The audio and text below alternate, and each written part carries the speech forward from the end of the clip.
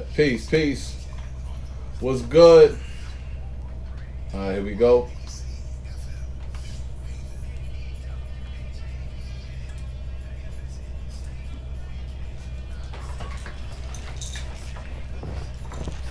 Mike's going hot.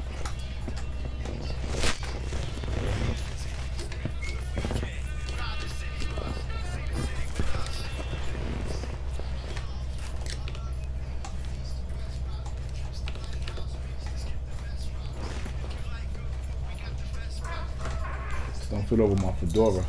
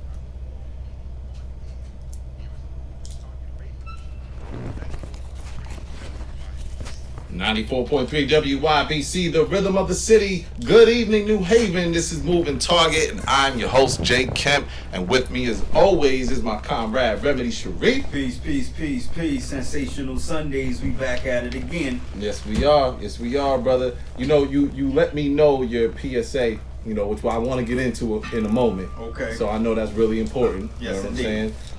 But we have a great show today, and I can't wait to get into it just because I want to introduce people to a lot of the artists that are coming out of Next Haven. I told you about that, Next Haven? Yep. So Next Haven just opened up to the public yesterday. Okay. And let me tell you, man, going down the street, going down Henry and coming from Hill House, we don't see anything, really. You know, you got Hill House, you walk down the street, you got the fields.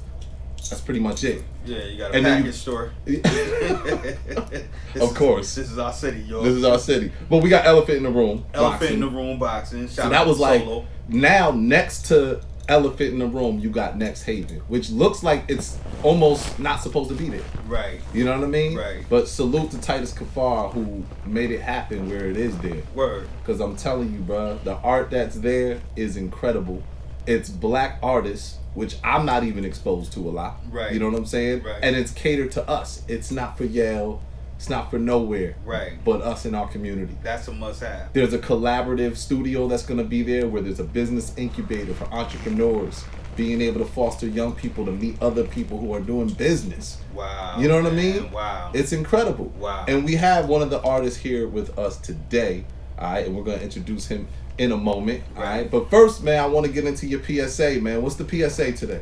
So, we always trying to do something that's real informative for everybody. You know, and PSAs, I'm starting to take it a little bit more serious than I did at the beginning. And we're just going to talk about hygiene real quick. Hygiene is very, very, very serious. There's many different ways to get sick. We know we got this thing going around, this corona thing going around, man. And, you know, constantly when I'm out, you know, for a long time, I see people coughing and hacking, sneezing, and they not covering up. You know, I've been in different situations coming out of men's room and see a lot of dudes just make a beeline straight for the door without washing their hands. You know what I mean? You saw somebody like what? So you were just in the bathroom. They were handling their business. Handling their business, man. I came in on the tail end of them finishing up, so we were still making noise. Let's just say. So you know, I run to let some water go. By the time I got finished, I'm going to wash my hands. This dude's coming out the sit down area and made a beeline straight for the door, man. I go, excuse me, sir, you don't want to wash your hands? Like, you know, at the time I was working at a spot, so you know, for real. So I had to ask him to wash his hands, man. And I got fired from that post for that, yo. Real talk. Cause he so was wait a minute. So job. You saw him make a beeline. You stopped him before he left. Before he got out the door, man. As he was reaching for the door, and then he came back over to the sink and just rubbed his hands together, you know, with water, no soap. Looking at me mad, no soap, just rubbing his hands together, man. And I'm like, are you kidding me? I said, sir, we got to work in this space together. You know, you want to know, who are you? You know, who you working for? I'm just like, you're upset because I asked you to show some, you know, good hygiene. Yesterday in one of the shopping stores, I had to ask this woman to cover her mouth. She's coughing and hacking, like literally, man, at the frozen aisle. We was looking at frozen peas or something. And you hacking, just coughing it up. Now, this ain't right. And this is a true story, yo. You already did. This is true to life. So hygiene is very important, yo. Let's keep our hands clean. I was washing my hands before it started trending. No, so I mean, yeah. I would hope so. You shake hands too much. Man. Yo, but what is that gonna do to us though? The fact that pretty much we can't shake hands no more. You gotta be, you know, careful about your hugging. Right. What is that gonna do now? Well, I mean, I think for the real part about it is, I think for our MySpace, for a long time, I just felt like that, you know, people of color, we're just becoming immune to everything. Mm-hmm. So you think we can't get corona? It's just, it doesn't matter what's going on. One or two or three might get it, maybe even more than that, be realistically. Right. But something about our systems, fam, that we just evolve and adapt to everything. Fam. Right. Truth, I'd have been dead a long time ago. Yeah. My system is titanium, vibranium. Vibranium system, man. No doubt. So, yes, sir. No doubt. Hygiene, people, please, hygiene. Yeah, it's very simple. You know what I mean? But now you can't even cough for, you know, without somebody looking at you. Somebody's looking immediately. I gotta let people know. Last night I had to let, you know, I sneezed. They're like, God bless you. I was like, I'm good. I'm good. It ain't that. Everybody be easy. Everybody be easy. Yeah, man. And then our Chinese people is like, you know, they catch it a lot. You know what I mean? They catch it a lot. It's almost like anybody who had the Muslim garbs on after 9/11 automatically was getting associated. Now, if you Chinese and coughing, everybody now looking at you side. Yo, real quick, I was in the bank one time and I was on the phone with my homie, man, and she said something to me that gave me joy. I'm in the bank line, man.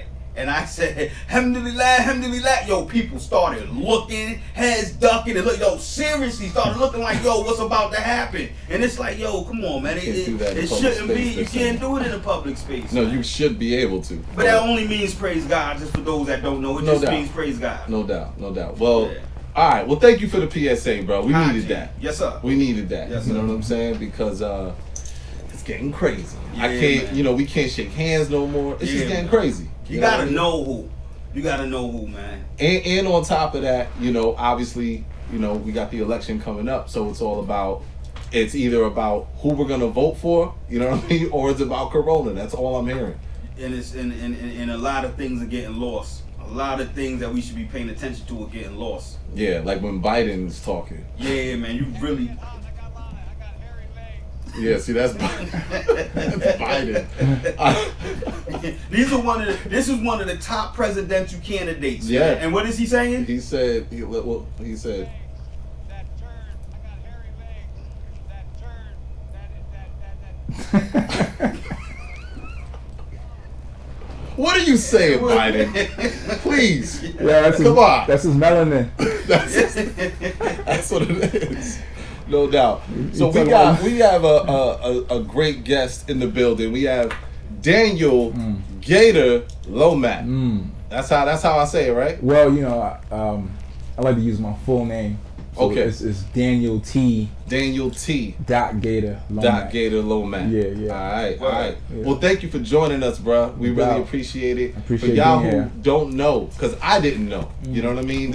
And that's kind of what I want to go into in this conversation today, man. A lot of times, we talk about art and black artists. We always go to the poets. We go to the singers. We go to even the dancers. Yep. You know what I mean? Yep. We normally don't talk about black art when it comes to painting, when it comes to sculpting, multidisciplinary type of art, you know what I mean? We normally don't go to that, and I'm not very familiar. I'm familiar with graffiti, I'm familiar with Basquiat, and then that's pretty much about it. You know what I'm saying? Of there is Winfred Rembrandt, who's from here. Who he has a certain type of art. Yeah, Rembrandt is Rembrandt is just very famous. Not that Rembrandt. No. I'm just saying that name. That's what people associate that with. Okay. That's what I mean. Automatically. Exactly. And somebody like him would actually get looked over because of that. Because his name is right. Exactly. When they just said it, I was like, Rembrandt's from New Haven? Yeah. Okay. Nah, I just kind of wanted to go right into that and just let you know, like, the name would get looked over. Like, wait a minute, we only know one Rembrandt. You know. Yeah. And there's so many more. See, what you drew me from, like, how you drew me in for your art was the fact that you were using things that I identified with. So you used quarter water juices. You know what I'm saying? You use the razor blades, the 40-ounce bottles. The DVD, the Godfather DVD by the cracked TV screen. Part 1, Part 2, and Part 3. No. So talk a little bit about your process and how you kind of pull what we come from into your art, because you're world renowned. You're all over the world. I am.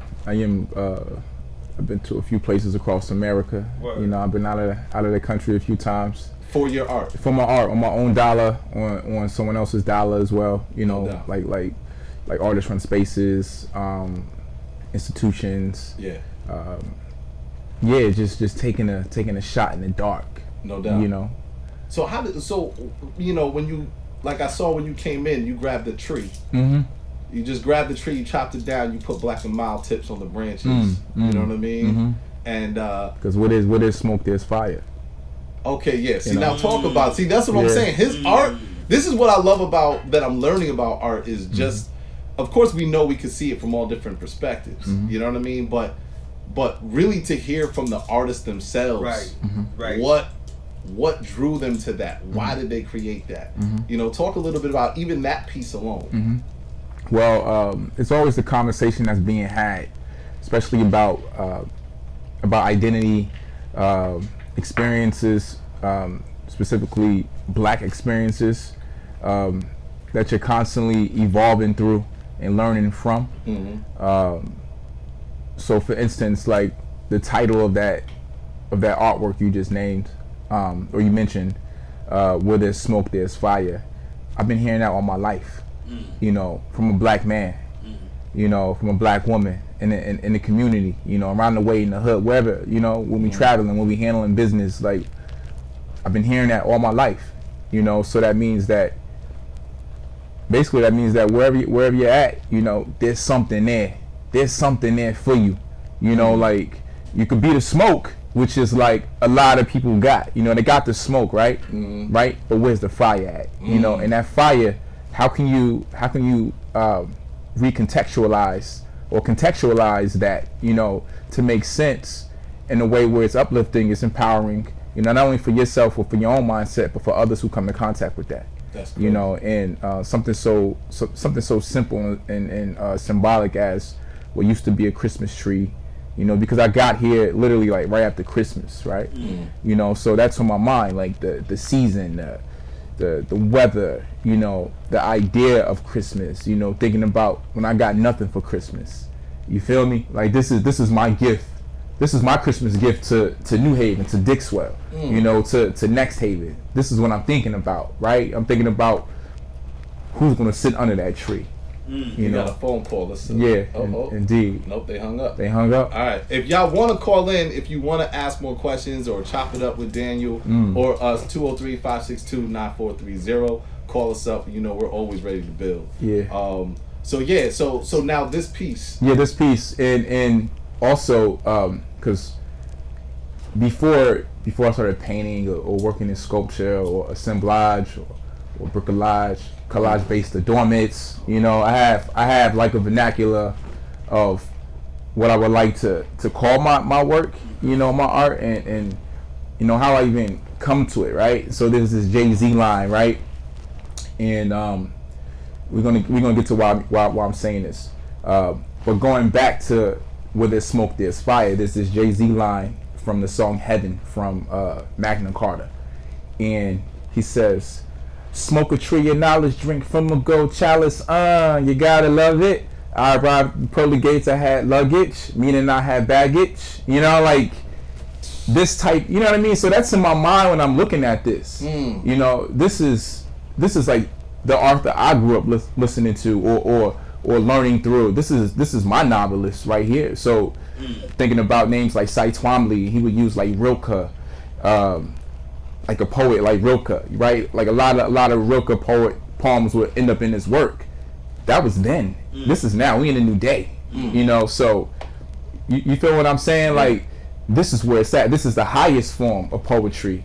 You know, this is someone who puts it all on the line, that risk, like me. So I'm seeing a reflection. So, you know, having that understanding, having that knowledge, you know, being very fortunate enough to belong to this culture in this era, you know, and put that into my work. That's and put that back out there. So it's like this duality, you know. Yeah, we're gonna go to a phone call. Absolutely. 94.3. Yes.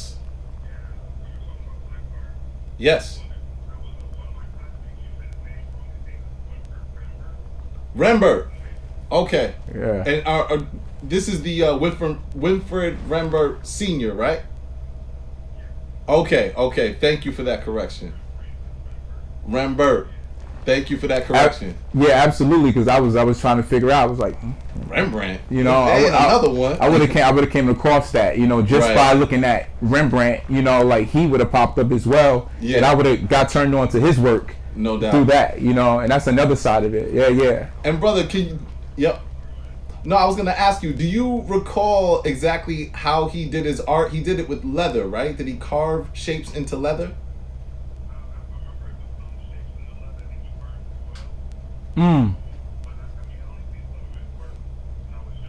Okay.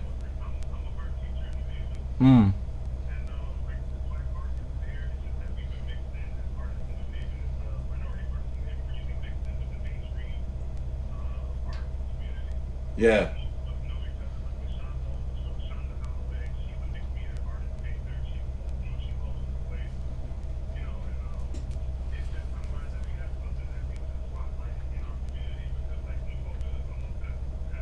Yes. Yeah, come through the next haven, brother. Thank you for the call. It's a pleasure. Yeah, I wonder, man, when it comes to, like, I don't like the term neo-soul, right? I don't like that term, like, neo-soul. What do you think about people saying black art? You know, do you see a distinction? Do you think there should be a distinction? Well, I was always taught to be universal. So, like, I have an understanding of these terms already. You know, what someone else might get from it, I can't control that. You know, so if someone says, yo, you're a black artist, I wouldn't get mad because that's the truth, right? That's the truth. I have an understand. When I look at myself, I know for a fact that's gonna come about, you know, and I can get inside my feelings like and say, no, I'm not a black artist. I'm an artist. You know, it's like, what's wrong with being a black artist? Right. You feel what I'm saying? Like, what's black period? Like, you know, thinking about like let's think about darkness for a second, right? Like, it was black before it was anything. That's right. You see what I'm saying? First, It was black before it was anything. And water. Yeah, you know, so, you know, like we would say, yo, everything all water, like everything all good. Right. You know what I mean? What's up, black? Peace, black. You know, black and mild. You know what I mean? Like, it went from peace black to to now we smoking blacks. Right. You know, and then there's the double entendre. Blacks smoking blacks. There's gunplay, there's violence. So like again, like it's the way it's indoctrinated into our vernacular. You know, is very, very strange. You got to be aware, and if you can't express it and have like this universal reversal, which is what I like to say about me. You know, universal reversal. Yeah. Meaning like, expound on that. Meaning like being in tune with everything, right? Like whether it's an object, whether it's a form of writing, whether it's a personification, right? Identity, you know what I mean? Like being universal, like being cultured in that, right? Yes. Like, but also having the ability to reverse certain things, like negativity, right? So I always tell myself, it's a universal reversal versus the odds. You feel me? And I love words because first thing, I'm a wordsmith first. Yeah, because you do performance art. I do performance. So you don't just have performance art work. that you showcase. Absolutely. You perform with it too. I perform with it as well, and performance is a way I continue to make my work, but also exhibit my work, learn more about it. You know, I can tap into like something inside of me, whether it feels like I'm speaking to my ancestors, so I'm channeling energy that's around the space, the time. For instance, it feels like I'm recreating time too, right? Or I'm making my own time. That's what it feels like, because when I'm in performance, when I'm really tapped in, you know, you're gone. You're transcended. I'm there, and I'm very aware. And one thing is that the trust, right? People like the audience might not trust you. They don't know what's going to happen next. But I've done it so much, like the repetition, the discipline, you know, the fate. You know, I trust in my fate that I'm straight. You know, that I'm good. I'm protected. You know what I mean? And that's something performance has shown me over and over again. When it comes to your audience, do you find that your work is acknowledged and received more and even requested more by, you know, people that are not of color? As opposed to people of color? Well, that's another powerful thing about it. It unifies. You know, I've watched it unify. You know, while I'm in performance, I look at the audience, and there's black, there's brown, there's white, you know, there's yellow, you know, there's green. So you know, when you perform, you feel like it's been always a mixture. It's always a mixture, you know. And like I did something in Toronto in 2017, and the performance installation was titled "Legend of the Fall: A Black Man's Cry," which is a Fela Kuti song, you know, that I was jamming when I was in Toronto. You know, and it's like serendipitous, the moments. You know, one thing connects to another. Before you know, I think it manifests. You know, I'm pulling things from the fair itself. There's a scaffold behind. I see the scaffold because I go to use the restroom. I go to look in the mirror and tell myself I got to do this. You know, like what's my battle? You know, I see a scaffold. Something taps me to use the scaffold. I see crates. Oh shit! Like I remember sitting on crates on Embury Avenue or Heck Avenue in the village where I'm from. You know, I remember that. So like, then I start gathering. Everything starts to make sense. Next thing you know, I built an installation, or I built like a site. You know, now, when you say installation, because there's people who really just don't know. You mean installation as far as an art exhibit, like a gallery? Somewhat. Installation to me. And now, you know, again, like going to my workplace, I like to call them outstallations or even constellations, like in my studio. You know what I mean? Like there's so many. If you think about knowledge, for instance, right? And there was a certain tribe, I believe, I think it was the Dogon tribe. You know, I was doing my like history like a long time ago. They would talk about receiving the knowledge from a certain star, right? And so I think of my studio, like all the work stars, you know, so I have a constellation where I'm receiving knowledge from each and every work, right? But outstellation for me, meaning that I'm outside, I'm underneath the blue sky, right? I'm on land, you know, the wind, the sun is shining on me, you know, I'm encountering whatever's thrown at me during that time. And the installation, right? Like the installation is when you're and this is not for everybody, but here's the general terms. Like when you're in a space and your let's say you have multiple works, right? Let's say this sculpture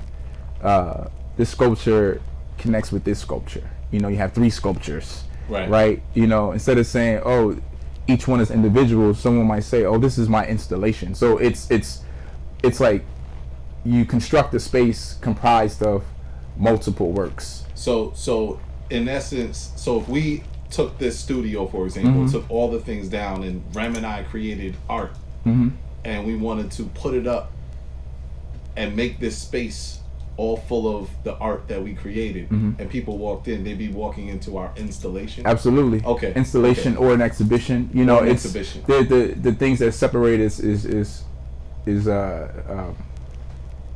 you know, like an installation could be part of an exhibition. Basically, that could be an exhibition, an installation, right? And see, this is important because these are things that I'm just learning. Like right now, right now, you know, conceptually, like this is an installation to me.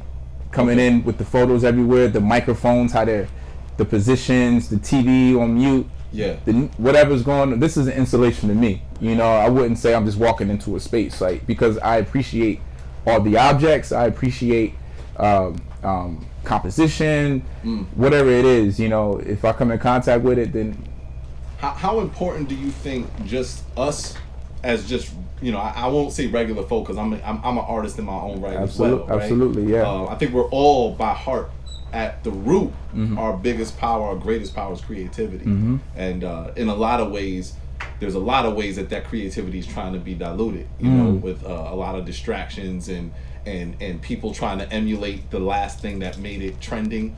So now it's like, well, where's your creativity, right? But how important do you think it is for us who might not be in tune with the art world the way you are? How important is it for us to still understand the concepts of this art, to make sure that our kids are being exposed to this art? How important is that, do you think? It's very important. You know, that's just like it's very important for every adult to access their inner child. You know, this is how we learn. We're still dealing with things that we were dealing with as a child. You know, things are still cycling back into our lives for a reason. You know, like you might like blue today, you know, the color blue today, but when you were 7 years old, you were into purple. Right. You know what I mean? And now you like purple. And little things like that speak to like what's happening. It's like, wait a minute, I remember liking purple at 7. Right. And everything you come in contact with now reminds you about when you're 7. And now you're learning things that you weren't quite coherent of, but now you're very coherent. And it's just like in the arts, you know, we've always been aware, right, as black people, you know, as a whole, we've always had some type of awareness. Now, you mentioned it being diluted, you know, creativity, you know, we're born with that, you know, Just like it's our gift, you know what I mean? Sometimes our gift gets stepped on. You feel me? Yeah. You know, and for me, I love when these things that are unwanted or might be bruised, or my gift might get stepped. I love making that into something else. Yeah. So you actually did that. He actually did that where I think you were building a piece, and I think I knocked over the spoon over the brick. Yeah. Yeah. You know, but then you saw it. You were like, actually, it looks better that way. Yeah. So is that how you always do with your art? If something comes through and kind of disrupts it of what you thought, you use that as like, nah, this is part of the process of creating this. Absolutely, because disruption is necessary. No doubt. It's necessary, and it depends on what light you put it in, you know. But I think also it's therapy. You know, it's therapy when you can accept something, like you accept the good with the bad, right? Like that's a clear example of that. You know, I could have been like, oh, this is the best thing I've come in contact. It's just a spoon, a brick, and a dime, right?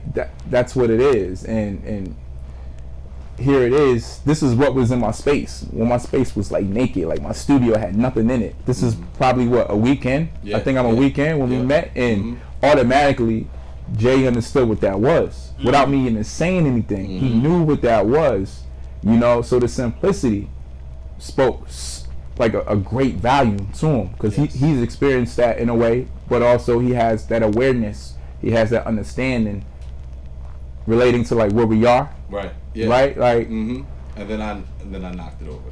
Yeah. Well, you didn't knock it over. You kicked it, and I said that's funny because like I was in here kicking the spoon all day. Like, oh, that's crazy. You didn't even know that. I think I told you that, but I was kicking the spoon around all day. Yeah. You know, trying to conjure up an energy. Yeah. It's powerful. Yeah. I mean, it's so powerful to see that when somebody's able to take their art and be able to look at it in a different light and be able to say, nah, this is part of the process. Are there artists, black artists that might have been in the past who have famous works that we might know of, but yet they didn't finish it, or it was disrupted, but it became part of the piece? I mean, I can't personally speak on like an individual artist because they can still be working on that. You know, and I got, we've been really busy this week. And I've been pushing my mind to like the limit. But would you say like somebody like a Basquiat, for example, that's the best one that I could come with? Probably, would you say even artists like that have had pieces that their mistakes or their disruption became part of the work?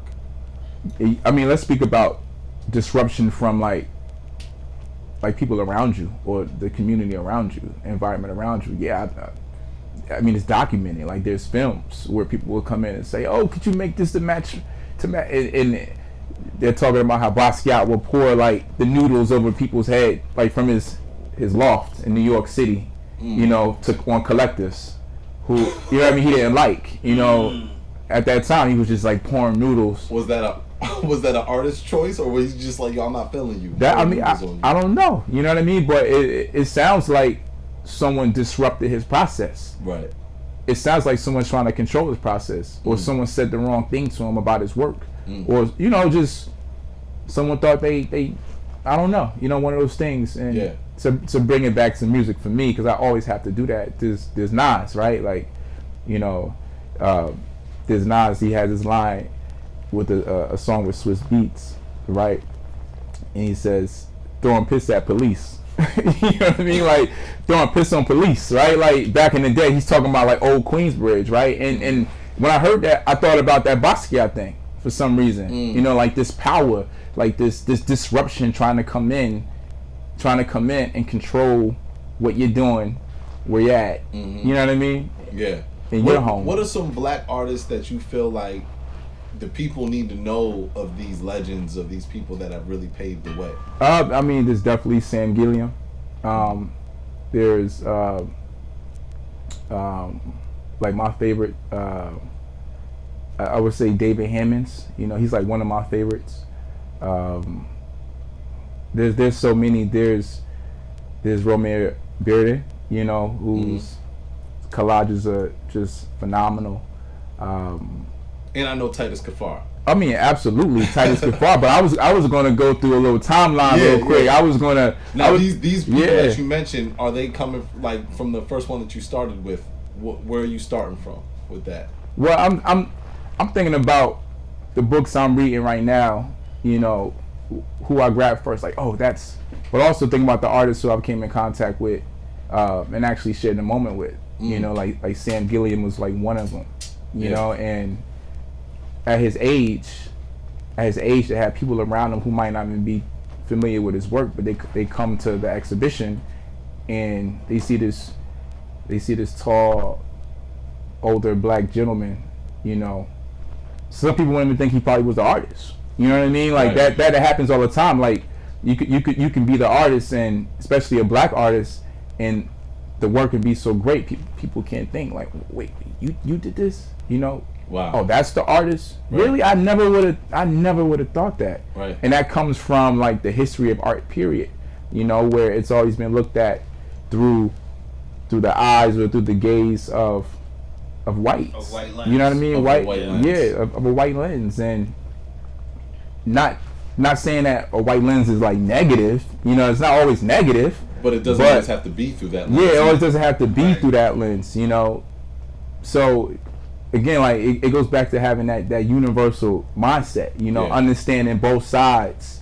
Understanding east, north, west, south. Yeah. How do you get out of a creative block? I go for a walk. I go for a walk. I like smiling at people, saying hello. You know, go and support like the local stores. You know, just sharing a moment. You know, I might go buy a honey bun or something, a quart of water.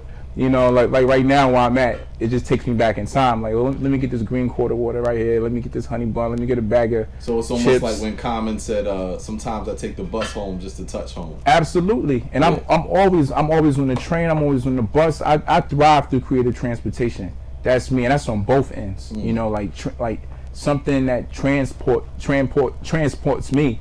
You know, is, you know, being amongst people, you know, having these thoughts amongst people, you know, like we're all, and it's the movement thing. Yeah. So I noticed like some of the, you know how we used to be sitting down writing, but when you get up and start walking around and moving, some of the, you know, your thoughts start coming to you, man, with that movement and stuff like that. Yeah, that's dope, man. So who or what has been like some of your biggest inspiration or influenced you the most?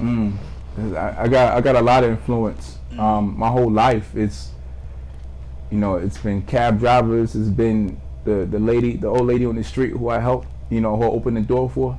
You know, it's been the kids like doing something crazy. I'm like, yo, y'all better chill out. Like, y'all be safe. Like, don't do this. Like, yo, don't hit your brother.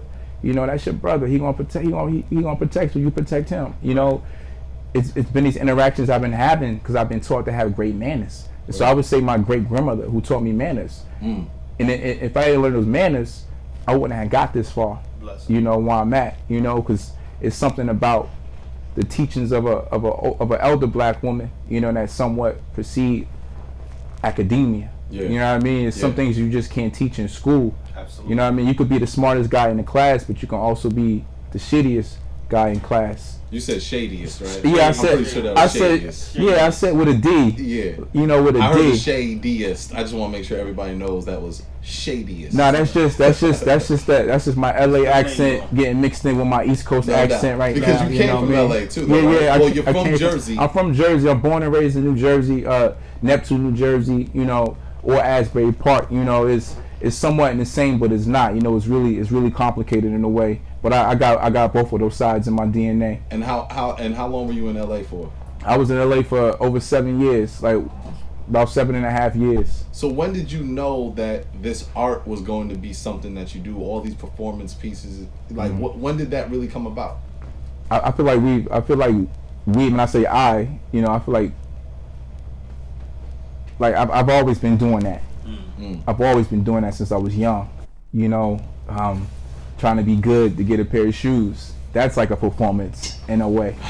You know, trying to make the basketball team. Perform, no doubt. You know, in that way, right? Like in that way, and you put on your best face. You know, when you get a whooping for doing something wrong, your mom said, "Fix your face." And you got.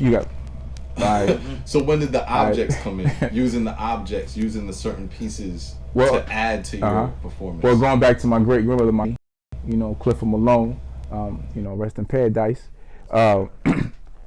She, like in the house I grew up in Sunshine Village, you know, 301 Western Avenue, Neptune, New Jersey, right? This big yellow house in the corner.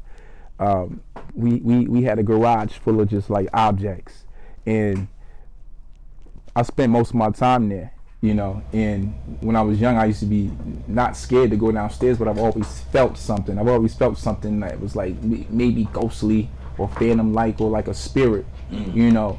And I would wake up in the middle of the night and, you know, trying to like secure my corners, you know, look downstairs, see somebody down there because I feel it. Something's waking me up at night. And it went from me looking at the steps, you know, see nobody's on the steps. It went to me going down the steps. It went to me going into the living room downstairs. Nobody's there. You know, I'm seeing things around, the old rotary telephone. Everything is nicely set up like an installation. So you're looking at all of this as a kid. This is how you're looking at it. This is how I'm looking at it. My imagination. You know, this is my imagination, right? I was just talking about that. And you know how it is. It's funny. The later you stay up, the things you start seeing. Absolutely. You start seeing things. Especially at 3 a.m. 3 a.m. And these are the times I'm getting up. Like I'm having dreams already, right? Wacky dreams already. I'm getting up. Whoa, that was crazy. I see.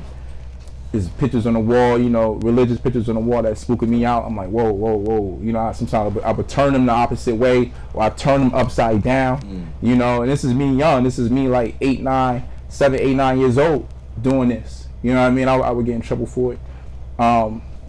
And then there was this the garage had everything in it, so it led for me peeking around these corners to fully going into that garage. You know, and that garage had a lot of stuff in it. So I opened the door.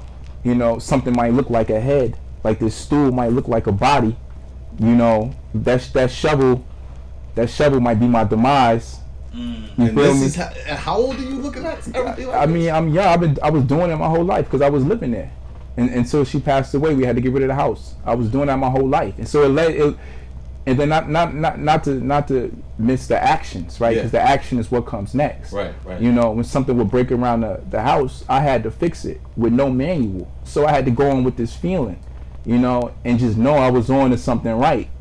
I would always fix everything, you know. And then it led to me, again, working with the things in the garage, just like stacking things on top of each other. You know, tying things up. I was just being resourceful, you know. So I had my own world. That's deep. I had my own world in the garage. Were you an only child? Nah, I'm the oldest of 8. Woo! Wow. But in that household, I'm the oldest of on my mother's side. I'm the oldest of 4. Okay. You know.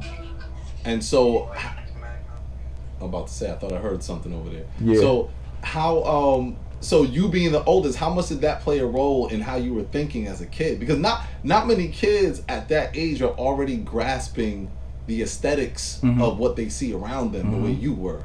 You know, how you know how did that play a role, the fact that you were the oldest? Well, or did that even play a role in that? Well, like fear, for instance, like that all came from the idea of fear. Like, what am I afraid of? I'm afraid of something that's not there. I'm afraid of something telling me this is going to be your future. If that's what I'm afraid of, right. You know. So I had to tell my siblings, you know, I had to always make them tough, and to a point where they protect me. Like my brother beneath me, he protects me. He wouldn't let nothing happen to me.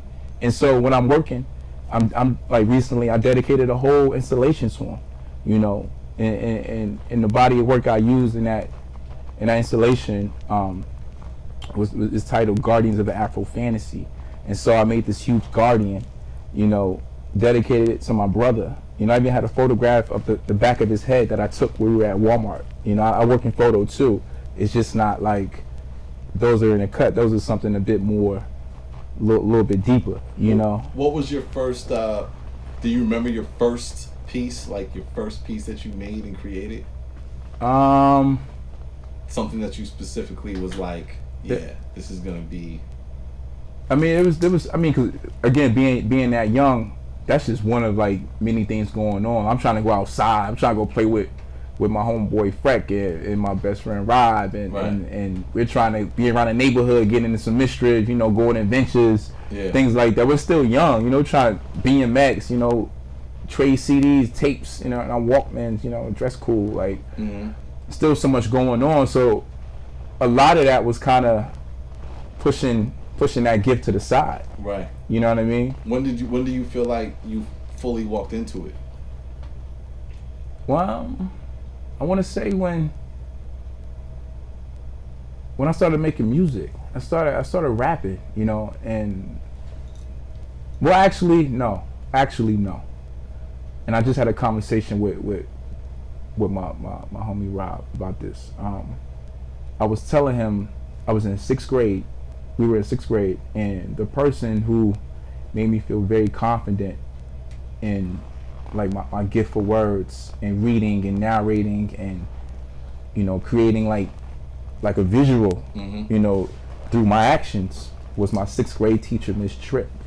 See, I'm gonna stop you there for a moment because we're gonna keep this going because I want to start getting into art in the schools. Exactly. You see, there was a 6th grade. Is somewhere for a lot of artists. There is a teacher that somehow cultivated that creativity, and we're losing that. That made me feel whole. So we wanna pick this back up, all right, on the B-Side Podcast on our Moving Target YouTube channel. So continue with us, keep rocking with us on the YouTube channel, Moving Target Podcast. Where can they meet you, real quick? 20 seconds. Oh, I'm at Next Haven. I'm at 169 Henry Street. My email is daniel@nexthaven.com. That's daniel@nxthvn.com.